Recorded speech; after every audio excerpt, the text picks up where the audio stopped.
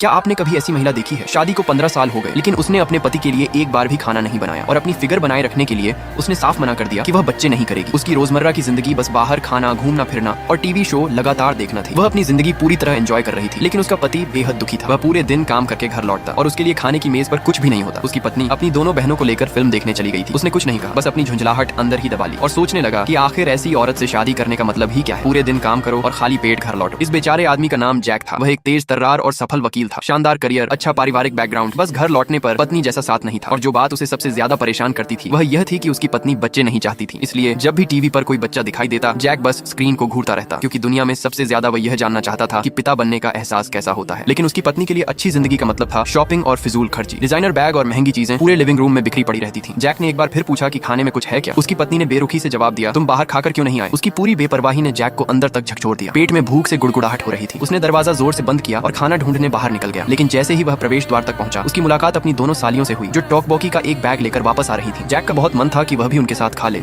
इसलिए उसने सहजता से पूछ लिया कि क्या वह स्वादिष्ट है। उनमें से एक हंस पड़ी और बोली, तुम जैसे बड़े वकील भी स्ट्रीट फूड खाते हैं। जैक ने अपने गुस्से को दबाया और वहां से चला गया। क्योंकि उसकी पत्नी ने 10 साल से भी ज्यादा समय से खाना नहीं बनाया था, इसलिए वह मोहल्ले के लगभग हर रेस्तरां का नियमित ग्राहक बन चुका था। लेकिन जहां वह सबसे ज्यादा लौट कर आता था वह थी एली की सूप और चावल की दुकान। जैसे ही एली ने जैक को अंदर आते देखा, उसका पूरा चेहरा खेल उठा। उसने तुरंत उसके लिए एक अंडा फ्राई करने की पेशकश की और साथ में उसे सोजू की एक बोतल भी दे दी। आखिर वे दोनों 10 साल से एक दूसरे को जानते थे और इसी दौरान एली चुपचाप इस वकील से प्यार करने लगी थी। इसलिए जब उसने जैक को पूरी तरह नशे में देखा तो वह तुरंत हैंगओवर की दवा लेने दौड़ी। उसने बड़े ध्यान से उसे दवा खिलाई और मालिश करके उसका नशा उतारने की कोशिश की। लेकिन तभी जैक ने कुछ ऐसा किया जिससे उसका दिल एक बार फिर जोर से धड़क उठा। वह वहीं खड़ी थी और समझ नहीं पा रही थी कि क्या करे। तभी उसकी नजर ऊपर गई और उसने ठीक सामने एक होटल का साइन बोर्ड देखा। उसके दिमाग में कुछ क्लिक हुआ।